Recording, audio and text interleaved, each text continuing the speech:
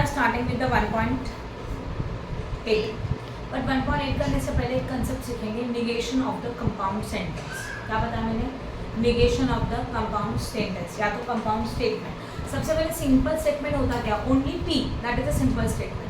But P and Q को अगर हम लोगों ने अलग अलग वर्डिंग से ज्वाइन किया, जैसे कि एंड, और, if and only, if, then, ये सब वर्डिंग से जब ज्वाइन करते हैं तो अगर पहला होता है कंजंक्शन, दूसरा क्या होता है disjunction, then implication, that is implies, and third one is what? Double implies. Okay, ये चार अलग अलग पॉइंट है।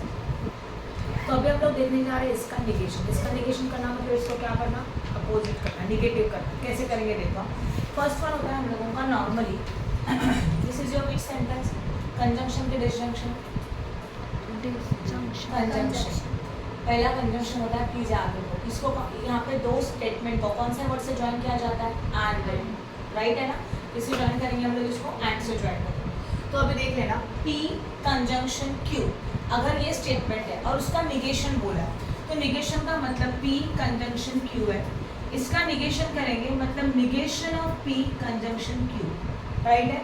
तो ब्रैकेट के बाहर साइन कौन सा दे दिया? निगेशन का, क्योंकि हम लोग ये देख रहे हैं कि कंपाउंड स्टेटमेंट है उसका निगेशन चाहिए, इसलिए निगेशन का साइन दे दिया। अब ब्रैकेट को ओपन करेंगे तो निगेशन का साइन दोनों को जाएगा, राइट? तो निगेशन ऑफ पी, अब साइन को क्या करेंगे? अपोजिट। कंजंक्शन के लिए क्या लिखा जाता है? डिसजंक्शन। डीओल याद आ रहा है कल का? वो logic. And again the negation of what? Q. ये हो गया negation of the sentence which is connected with the conjunction. Clear हो रहा है? एक ऐसा कंपाउंड सेंटेंस है जिसमें आज कनेक्शन क्या यूज किया? कंजंक्शन यूज किया, तो इसके लिए ये निगेशन बनता है। See this is your negation. मैंने यहाँ पे सॉल्व करके लिखा। तो आप एक तो डायरेक्टली याद रख सकते हो या तो प्रिपेयर कर सकते हो। क्लियर है? तो अगर डायरेक्टली सोचना है पी कंजंक्शन क्यू है तो निगेशन मतलब negation of P disjunction negation of Q, ये डायरेक्टली हो सकता है। क्लियर हो गया? समझा कि नहीं समझा? आगे जाए। ओके, तो ये है ना, ये डिटेल में सॉल्व है। अगर हम लोग इसको शॉर्ट में सोचे तो शॉर्ट में मैं यहाँ लिख रही हूँ पी कंजंक्शन क्यू, उसके निगेशन के लिए negation of P disjunction negation of Q, this is your one conjunction. समझा कि नहीं समझा? क्लियर है? This is the negation of compound statement first one, yes और नो? अब सेकंड वन देखते हैं। सेकंड में क्या था जरा देखो, पी डिसजंक्शन क्यू, उसका निगेशन चाहिए मतलब negation of P disjunction Q, that is negation of P conjunction negation of Q. सही है? तो अभी क्या होगा इसका, तो शॉर्ट में सोचे तो पी डिसजंक्शन क्यू के लिए बनेगा negation of P conjunction negation of. समझा कि नहीं समझा? बोलो।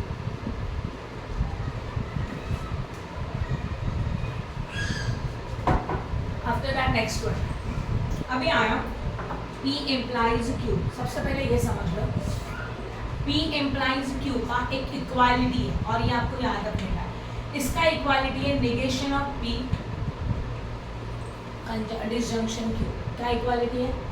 निगेशन। ये आपको याद ही रखना है। ये कैसा है उसका आंसर अभी मेरे पास नहीं है, बस आप इतना याद रख सकते हो कि P implies Q, इसका मतलब इक्वल टू, और इक्वल टू में क्या रहेगा? Negation of P disjunction Q। ये कंपल्सरी है। अब इसका निगेशन करना है तो we can say that P implies Q means this one equal to है, तो निगेशन करेंगे इसका। तो कैसे करेंगे? Negation of P disjunction Q। अब निगेशन का साइन दोनों के लिए अप्लाई होगा, P एंड Q के लिए। तो negation of P, but bracket open हो रहा है तो डिसजंक्शन का क्या हो जाएगा? बोलो। Conjunction negation of Q, minus minus what? Plus, तो P conjunction negation of Q, and this is a negation of the compound sentence for P implies Q। तो P implies Q ले आंसर डायरेक्टली क्या आएगा? P conjunction negation of Q। या आप ये directly answer याद रख सकते हो या तो इस तरह से प्रिपेयर कर सकते हो, बस उसके लिए आपको ये इक्वालिटी याद होनी चाहिए। एक बार इक्वालिटी याद है तो निगेशन का साइन अप्लाई करते जाओ। समझ में आया? एनी डाउट तो वापस बताना जरूरी है।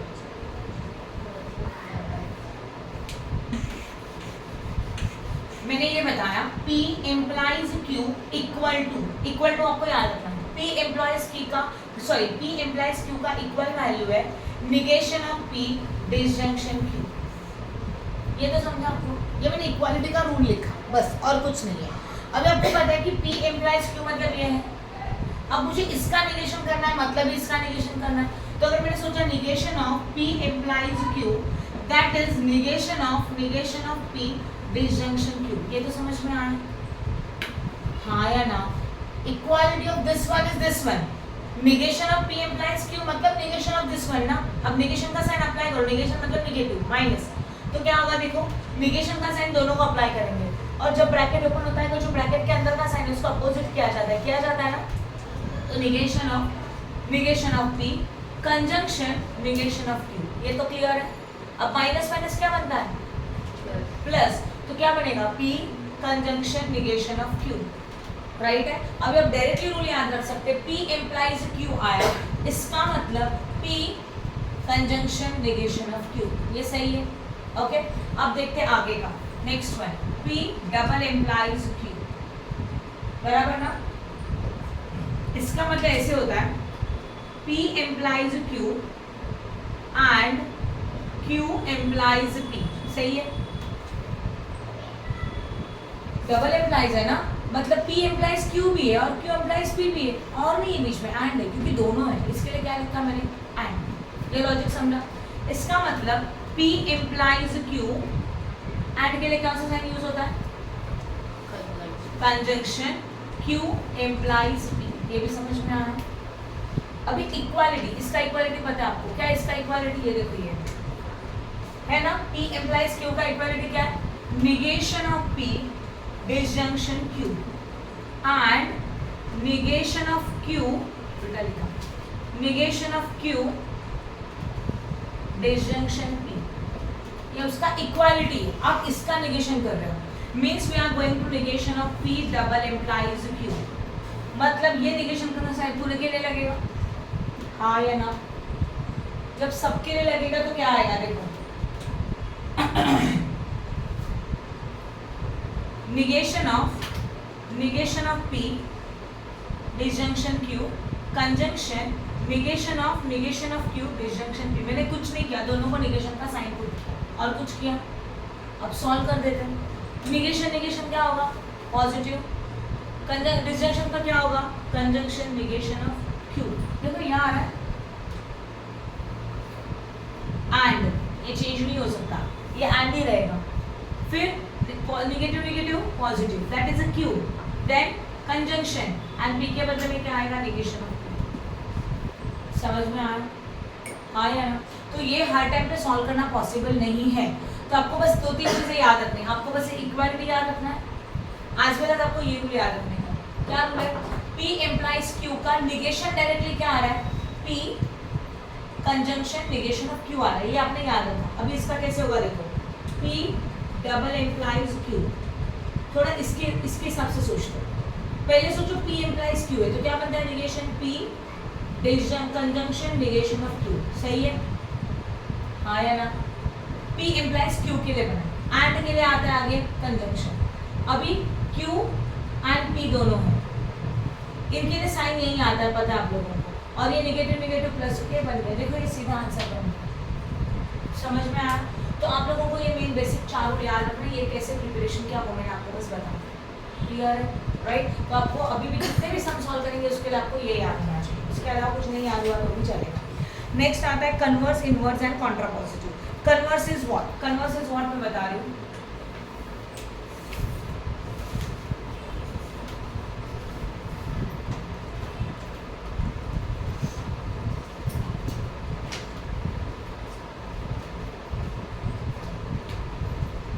Converse is what?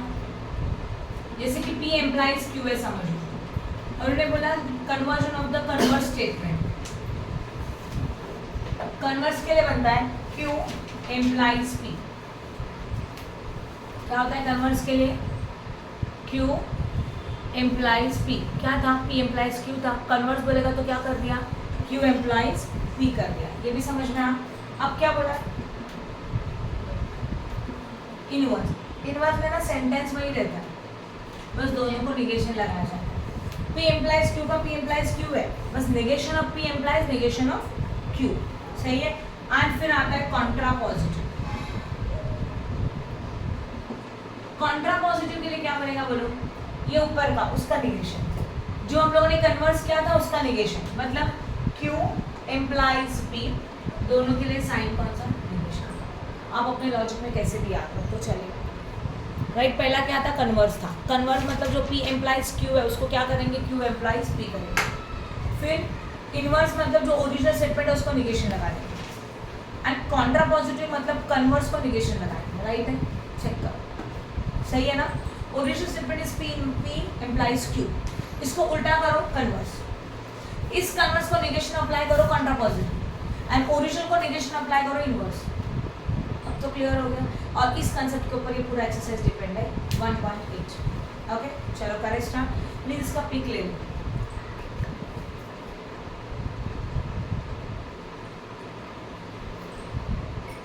रफ करो।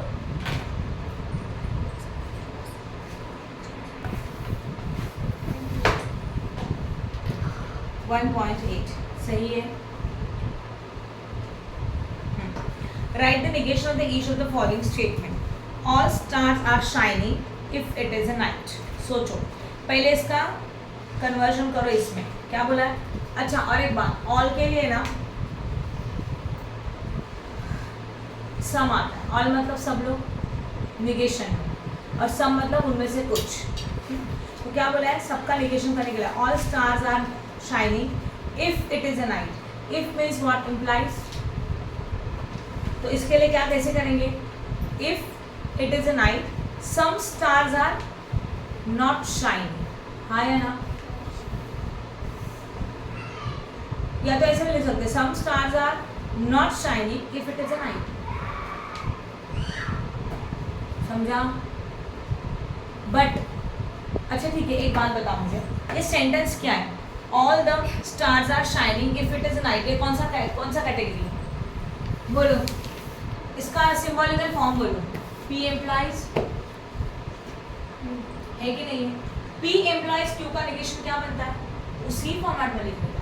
क्या बनता है, P conjunction negation of Q।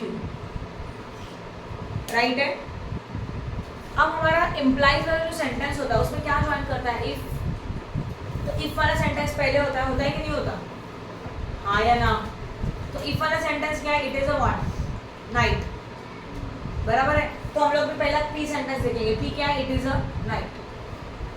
फिर क्या है, साइन कौन सा है बोलो, कंजंक्शन डिसजंक्शन। यहाँ बताओ कौन सा साइन दिख रहा है आपको, कंजंक्शन। कंजंक्शन में क्या यूज होता है, एंड, बट।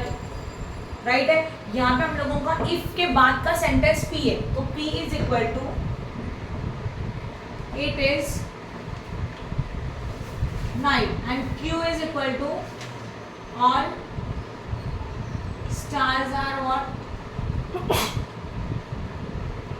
shining। ये लिखा हुआ समझा? अभी इसको कन्वर्ट करना है इस फॉर्मेट में, क्योंकि P एम्प्लाइज Q का कन्वर्जन ये है। तो P में क्या लिखेंगे हम लोग, पहला it is a night but negation of Q, all के लिए निगेशन क्या बनता है, सम स्टार्स आर शाइनिंग के बदले में क्या बनेगा, नॉट। अब समझ में आया? इधर नॉट नहीं है। हाँ इधर क्या, इधर मतलब if it is night but सब ऑफ द स्टार्स है ना नॉट? मेरे इसमें तो है। It is night but some of the stars are shining.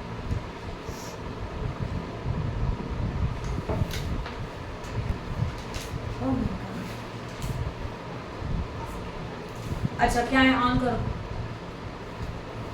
For all n, उल्टा is what, all n belongs from n, n plus 1 is less than 0, sorry is greater than 0। सोचो क्या बोला गया है, पहले उन्होंने लिखा है ऑल। फॉर ऑल के लिए अपोजिट क्या आता है, देयर एग्जिस्ट। देयर एग्जिस्ट का साइन क्या होता है बोलो, उल्टा ई। तो लिखेंगे there exist n belongs from n such that n plus 1 जो ग्रेटर देन था उसका अपोजिट क्या बनेगा, लेस देन और इक्वल टू 0। बस खत्म, कर सकते हो। आगे नीचे का there exist n belong from n, n square plus 2 is a odd number. अब क्या आएगा, देयर एग्जिस्ट के बदले में क्या आएगा बोलो, for all. That is all का sign, n belongs from n, n square plus n plus 2 is a which segment? Even. और के बदले में क्या लिखेंगे? इवन। प्राइम में लिख सकते और का अपोजिट क्या है? हैं इवन। प्राइम थोड़ी है।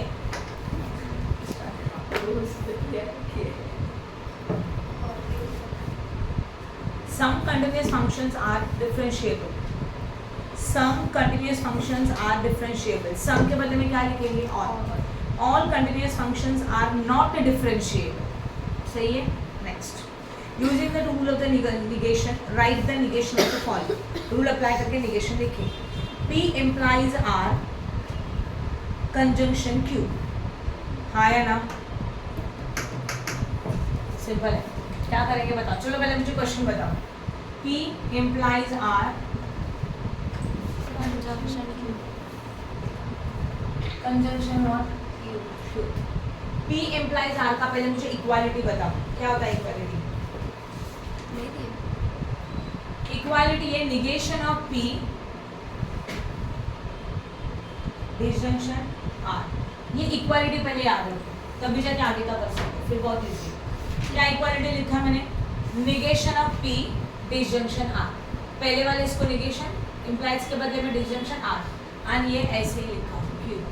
अब हम लोगों को इसको निगेशन करने का है, तो negation of whole bracket negation of P disjunction R conjunction Q whole bracket. Negation का साइन दोनों को अप्लाई करेंगे, मतलब negation of P disjunction R. Now negation apply कर रहे हैं, ब्रैकेट ओपन कर रहे हैं, तो क्या हो जाएगा? इसका साइन क्या होगा बताओ? उल्टा.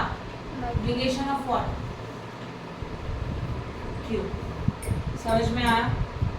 अब सोचो, निगेशन निगेशन निगेशन अब इन दोनों को अप्लाई करेंगे. ये P, ये अंदर का साइन उल्टा, negation of R and again negation of Q. Yes, समझ में आया? आगे का ट्राई कर सकते हो. नहीं आएगा तो मैं बताऊँ, ट्राई कर सकते हो. बाकी केस में सिंपल है. क्या बोला गया है देखो, negation of P disjunction Q implies negation of implies what? R. ये दे के रखा है. पहले हम लोगों को इसकी क्या डालनी होगी? इक्वालिटी. इक्वालिटी कैसे करते देखो. चलो बताओ, सम बताओ. क्या बोला गया? Negation of P. आप बोलोगे तो मैं लिखूं Q साइन कौन सा है बीच में? Disjunction Q implies R। implies what? R. और बस इतना ही दिया. ये तो एक वर्ड हो गया, हाँ या ना? Negation of P disjunction Q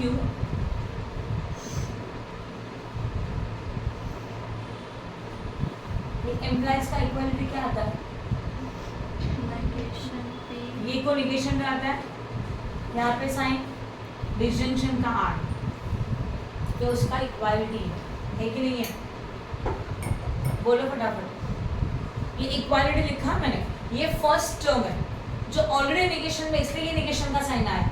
अब जब मैं इम्प्लाइज का कन्वर्जन इसमें कर रही हूँ तो इस फर्स्ट टर्म को और एक निगेशन लगता है. राइट है? कितने implies फॉर्मूला this ये कन्वर्जन होने के बाद है. ये इक्वालिटी लिखा मैंने. इक्वालिटी क्या था? P implies Q. इसका इक्वालिटी है negation of P disjunction Q. ये इक्वालिटी है, दिस इज नॉट निगेशन.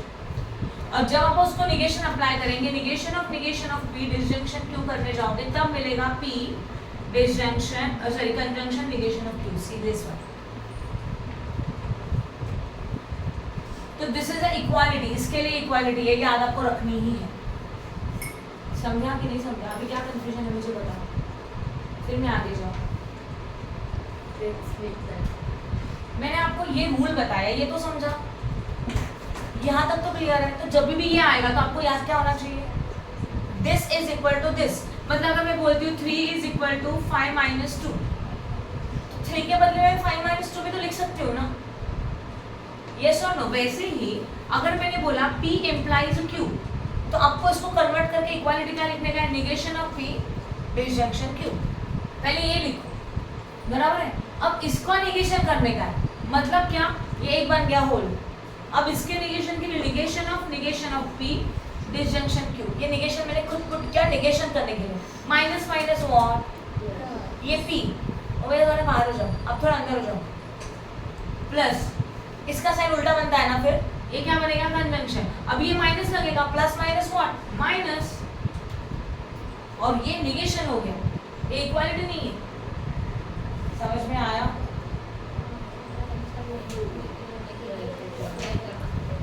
समझा? इक्वलिटी और दोनों को याद रखना है। जब भी इम्प्लाइज आता है तो पहले उसको इक्वालिटी लिख के फिर उसको निगेशन करना पण असं बघायला तर सेम दिसतंय ना आपल्याला की पी इम्प्लायची साइन आणि क्यू आणि तिथे पण इक्वालिटी तिथे तुम्ही ये हेडिंग ही क्या था, निगेशन ऑफ कंपाउंड सेंटेंस ही था, बराबर है, ये उसके कंपाउंड सेंटेंस के ही आंसर है कि this is these are the negation of this one, clear है? बट इसका निगेशन ये कैसे आया वो मैंने आपको वहां एक्सप्लेन किया, क्लियर है? तो आपको पता है जब ये आता है तो पहले उसका इक्वालिटी पुट करो देन उसके निगेशन को कन्वर्ट करो, अभी भी यही कर रहा है। सी ये क्या है, इम्प्लाइज है, हाँ है ना? तो ये होल पी है, शामी मुझे आप दिख नहीं रहे, यहाँ पे आ जाओ सेकंड में, हाँ ऐसे बैठे, ये क्या है पी है और ये क्यू है, समझ में? तो इस पी को साइन कौन सा लगेगा, निगेशन का, तो ये ऑलरेडी निगेशन में था वो लिखा, उसको निगेशन का साइन दे दिया, इम्प्लाइज के बदले में क्या आता है डिसजंक्शन, और आर के बदले में आर लिखा, सही है? This is equality. अब निगेशन अप्लाई करेंगे, मतलब निगेशन इसके लिए निगेशन लगेगा, आया ना? ये होल है ना, उनके लिए निगेशन लगेगा, तो मैंने निगेशन एक्स्ट्रा साइन दे दिया, बाकी ऊपर का कॉपी कर लो।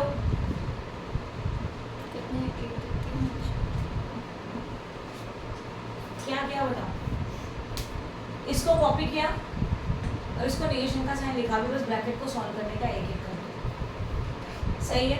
कैसे करेंगे देखते हैं, अंदर से शुरुआत करते हैं, पहले इससे, इसको निगेशन लगेगा, मतलब क्या हो जाएगा, negation of P conjunction negation of Q,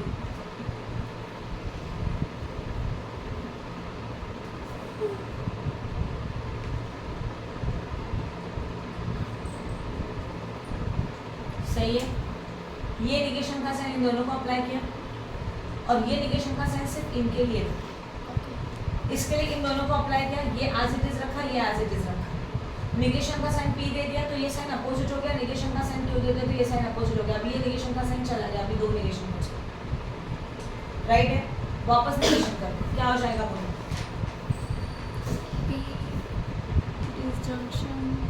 अभी क्या बनेगा, P negation negation what positive, P, अभी वापस निगेशन लग रहा है पूरे ब्रैकेट, इसको नहीं लग रहा, किसको लग रहा है, ये निगेशन सिर्फ पहले वाले इसको, ये क्वेश्चन वाला निगेशन है वो कन्वर्ट हो चुका है, अभी वो निगेशन जो इम्प्लीकेशन के लिए इक्वालिटी था, इस निगेशन का पी कर दिया, इसको अपोजिट कर दिया, इसको क्यू कर दिया, ये बना, सही है?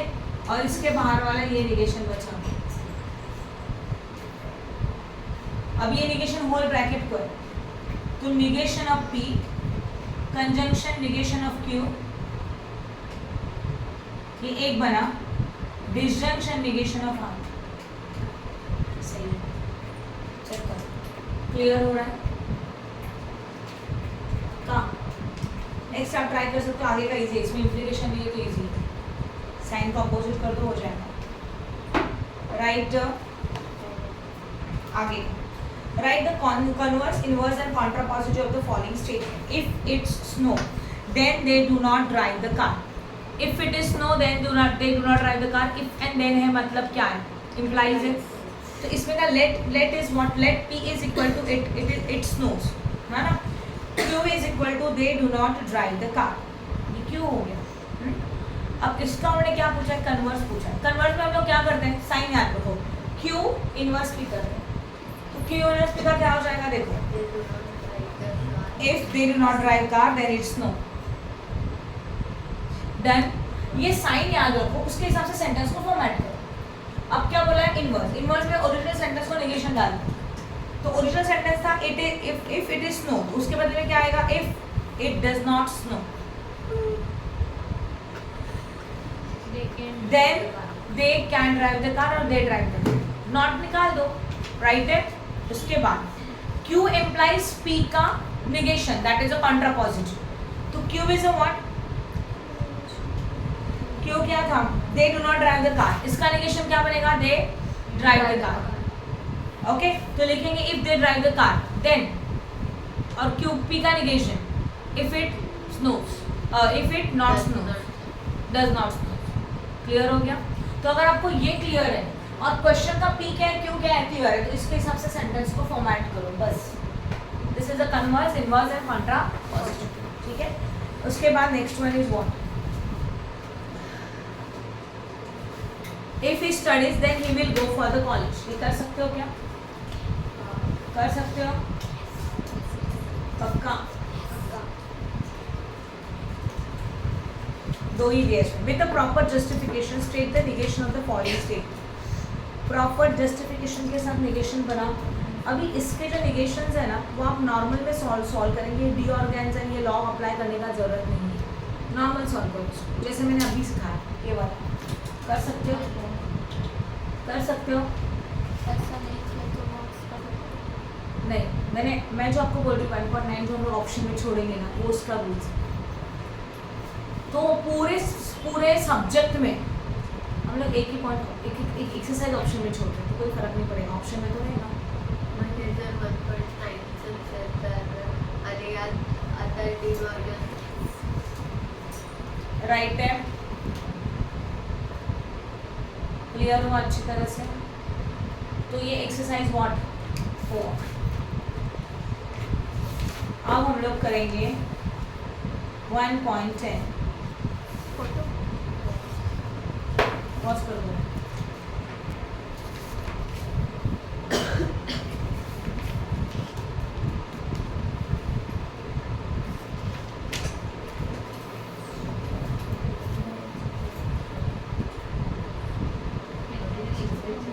मिला?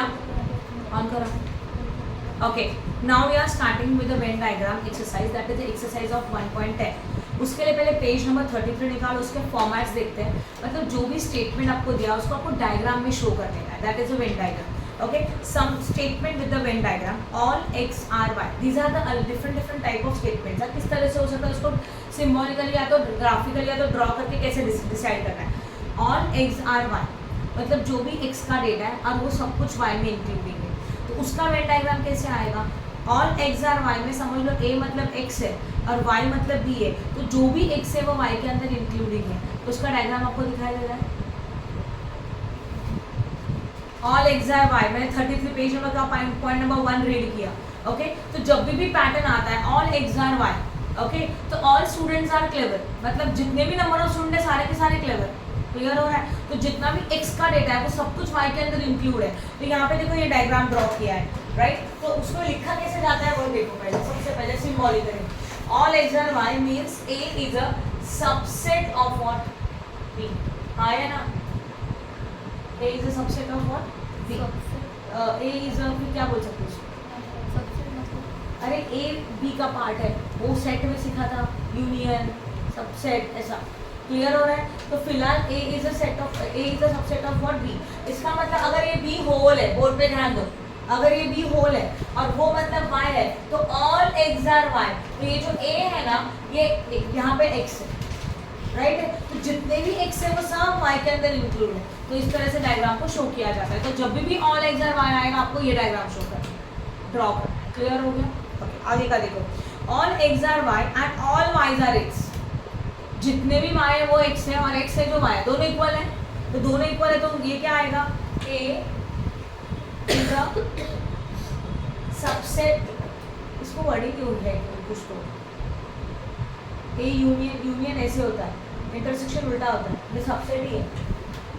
a is the subset of b and it is equal to, इसका मतलब क्या है कि a एंड b दोनों के दोनों क्या है? इक्वल है। मतलब a b का सबसेट है और b किसका सबसेट है? a का सबसेट है। दोनों के एलिमेंट सारे के सारे इक्वल है। तो इसको कैसे ड्रॉ किया जाएगा? यूनिवर्सल, ये जो बॉक्स दिया है ना वो यूनिवर्सल ग्रुप, यूनिवर्सल मतलब होल। तो पहले कंपल्सरी आपको एक यूनिवर्सल ग्रुप ड्रॉ करना है, बराबर है? इस यूनिवर्सल ग्रुप के अंदर आपको लिखना पड़ेगा ऐसा एक और a इक्वल टू b, मतलब all x are y and all y are what? x। ये समझ में आ रहा है? तो जब भी क्वेश्चन में जो सेंटेंस रहेगा वो इस फॉर्म में रहेगा, ऑल एक्स आर वाई, तो आपको ये डायग्राम ड्रॉ करना है, राइट। उसके बाद some x are Y, some x are what Y, then A intersection B is not equal to null, मतलब ये नहीं हो सकता सम एक्स आर वाई मतलब कुछ तो एक्स है जो वाई का पार्ट है, सारे के सारे हैं क्या, नहीं है।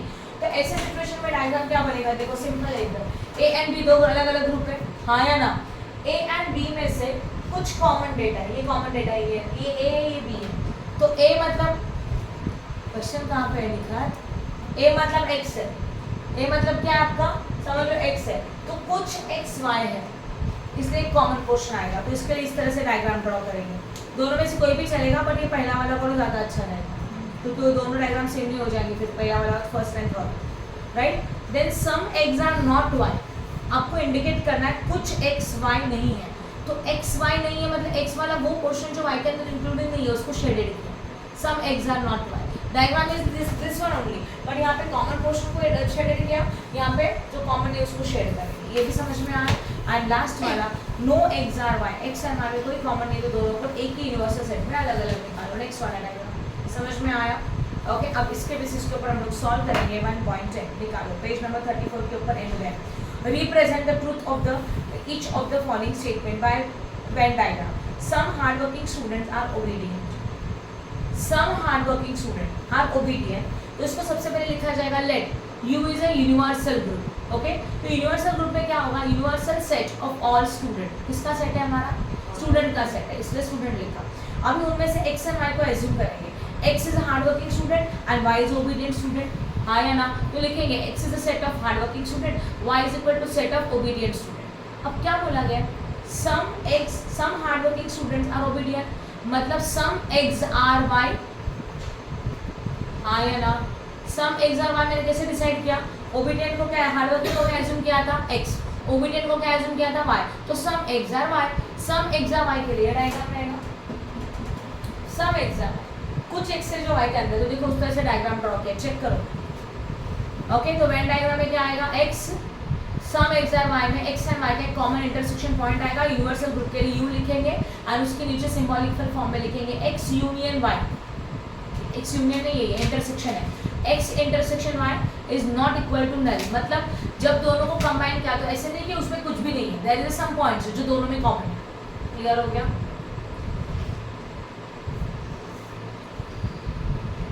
Next no circle are polygons, यहीं पे पता चलता है, फॉर्मेट ढूंढो, नो एक्स आर वाई, हाँ ना। अब इसको लिखेंगे कैसे, you is a set of all closed diagram,